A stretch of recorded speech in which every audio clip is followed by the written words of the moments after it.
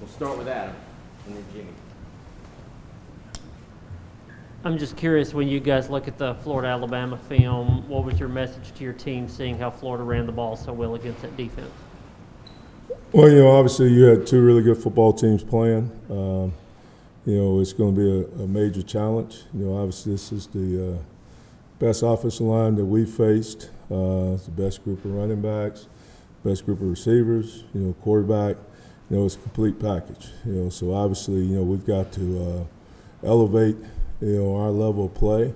And, we're in conference now. So it's going to be much more intense. It's going to require more strain. I mean, everybody's got to strain hard. Everybody's got to do a little extra things that it takes in preparation, be it film study, be it getting extra rest, be it be putting the right things in their bodies, all the little things that it takes to play at a high level. Rodney, two things. Number one, what has made your run defense so effective so far? Well, I think, we got the kids, they're playing hard. They're playing for one another. We're playing vertically, for the most part. We're trying to create knockback. And just, you got, when you're getting 10 and, 11 hats to the ball, obviously you got an opportunity to be successful. But, we have so much room for improvement. When you sit there and you look at the film, just playing with more of an edge.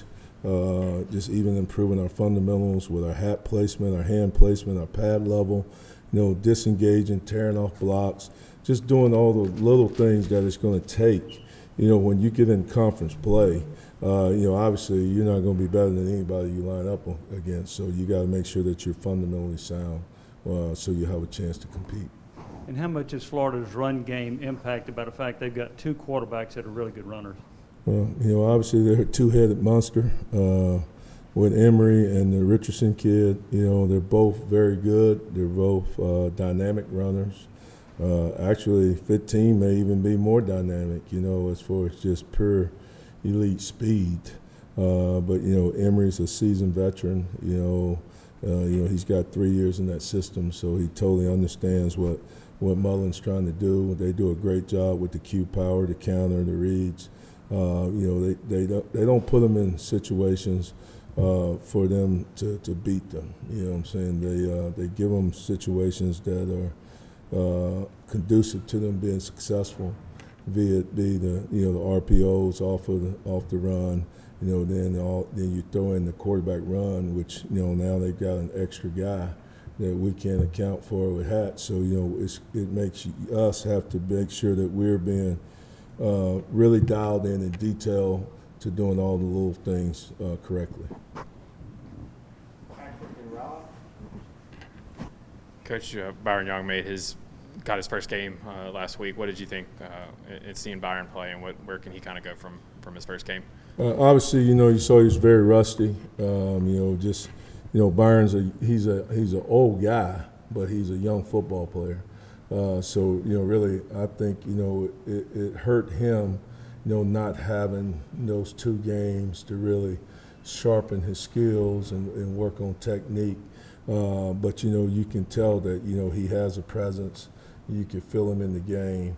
Now he's got to get out there and work on the minute details and things that it's going to take for him to play at a high level in this conference. Coach, Matthew Butler's a guy that's been around for a long time, and it seems like he's really taken his game up a notch this year. Just what are you seeing from him, and what's allowing him to play at the level he's playing at right now? Matt's a guy that comes to work every day. He holds on to every word you say. He wants to be good. He tries to take the coaching and the teaching and try to apply it to his game. He doesn't take it personal, which, so many times these days, so many guys take things personal when all you're trying to do is just work on things to help them be better players. And he's taken those things and he's gone out there and applied it.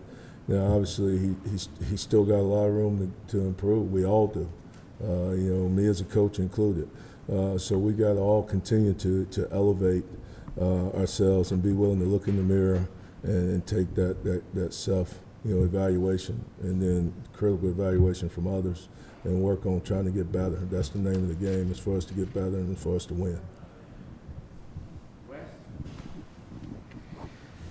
Rodney, I think it's pretty clear that the group still isn't where you want it to be, but compared to where it was when you arrived, how much has this group improved? Well, I think we're moving the needle in the right direction. But every week, it's a new challenge. And the challenge is, are we going to be better this week than we were last week? And that's what we said when we started out on this journey, that we wanted to be better. Each day of practice, we wanted to get better. We wanted to see improvement. Each game, we wanted to see improvements and making strides to get to where we want to be. It's like climbing Mount Everest. We're not going to be there overnight. We know it's a process, but we've got to embrace the process. And unfortunately, now we're in conference play. We got to accelerate the process. So we got to get better in a hurry. Rodney, you guys have really used a lot of guys in your D-line rotation to this point. With the elevated competition now with Florida, do you like that same numbers in terms of rotation? Is it pare down with competition? How do you move that moving forward? Well, I just think if you look at my career, I don't think I'm playing any more guys or any less guys than I played. Obviously to play at a high level in this league, you got to have depth. And the one thing about big men, if you ever let them give out of gas, there's no refueling them in the game. It's over. So you're just supposed to get ready for the next week. So our plan is to try to keep those guys from giving out of gas, so we can play the fourth quarter like we played the first quarter. Obviously, we need to play first quarter better, so we can so we can get better in the fourth. But we gotta keep fuel in the tank. There's no refueling them. If we let them gas out, then it's over. So just trying to develop that quality depth, and the only way they're gonna get better, is out there in game prep. Then practice is great, but they've got to be able to go out there and sharpen their blade out there in that competitive field. Rodney, what did you see from Aubrey Solomon on Saturday, and did he show you enough to show that he can be a big part of the rotation going forward? Well, like I shared with Aubrey, Aubrey has hung in there, and he's making strides. I'm proud of him for at least staying the course. We obviously he had a long ways to go when we got here. A lot of things he needed to work on. But he persevered. Put him on the scout team. He worked his way through it, kept a good attitude, and he's just showing that he wants to be a part of the program. And that's all we want from all of them. We just want all of them to be, good men. We want them to be successful in the game of football, and we want them to be successful in the game of life. And that's what we're trying to prepare him for. But I was proud of him the way he went out there and he got his opportunity on Saturday. He went out there and he showed up and he performed. And he did a good job for us. So hopefully he'll be consistent, and he'll do the things that it takes to be able to gain and earn more playing time. That's something that's earned. It's not given. So that's the thing that that's my message to them every day. They earn it. It's not a right. It's not a birthright. Just because they came to Tennessee is no guarantee you're going to play. You got to go out there every day. You got to work hard. You got to earn that right. Rodney, you mentioned a couple different times it's different now that you're in SEC play. Obviously, you're a veteran of this league. How do you get your guys to understand Saturday's different than what the first three games were? Yeah, first thing they probably say, I'm different. Obviously, this is what you came to Tennessee for. For moments like this. You wanted to play on this stage. That's the beauty of this conference. There's nothing like it until you get to the NFL. That mirrors the SEC. You're getting to play against the best of the best. So you think you're good. You're going to get an opportunity to go out there and show and be revealed. Unfortunately on Saturday, either you're going to be a contender or a pretender. That's what we're going to be able to find out. How close are we? We talk about moving the needle. I think you will find out, how much the needle has moved when you go against elite competition. And obviously, Florida is elite. They've got elite players. They got elite coaches.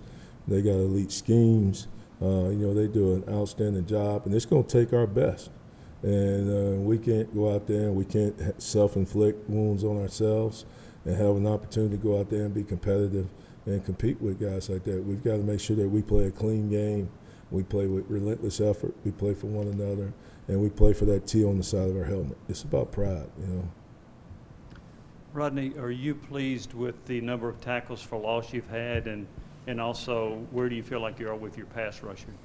Well, you know, obviously, you know, when you sit there and you look at the film, you see a lot of plays that you leave out there every game that we leave on the field, missed tackles, missed sack opportunities, you know, obviously rushing better, you know, getting to half of a man, working more of an edge.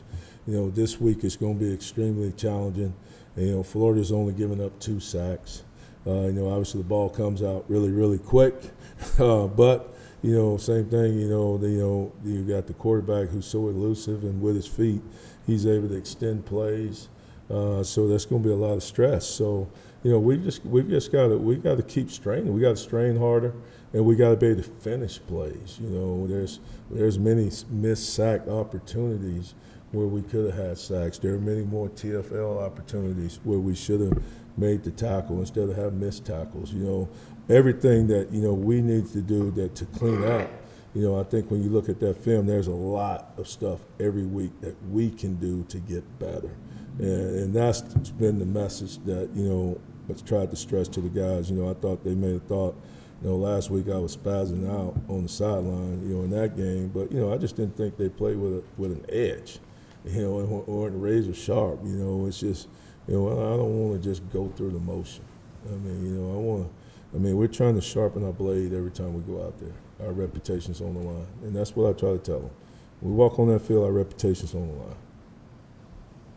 Thank you, Coach. All right. Thank y'all.